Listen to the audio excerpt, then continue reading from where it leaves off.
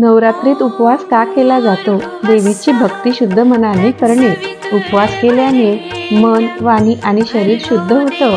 इंद्रिय संयम, अन्नावर नियंत्रण ठेवल्याने मन एकाग्र होतं आणि साधना सोपी होते. पापक्षालन, उपवास हा प्रायश्चित्त मानला जातो, ज्यामुळे नकारात्मक ऊर्जा दूर होते. शक्तीचं आवाहन, उपवास म्हणजे शरीरातील ऊर्जा देवतेसाठी समर्पित करणे.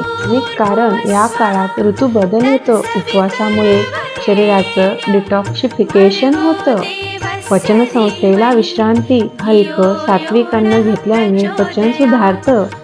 प्रतिरोधक शक्ती वाढते. उपवासात फळ, दूध, सुकामेवा घेतल्यामुळे शरीराला आवश्यक पोषण मिळतं. मानसिक स्थिरता, उपवासामुळे तणाव कमी होतो आणि मन शांत राहतं. व्हिडिओ आवडल्यास चॅनलला लाईक, शेअर आणि सबस्क्राईब करा.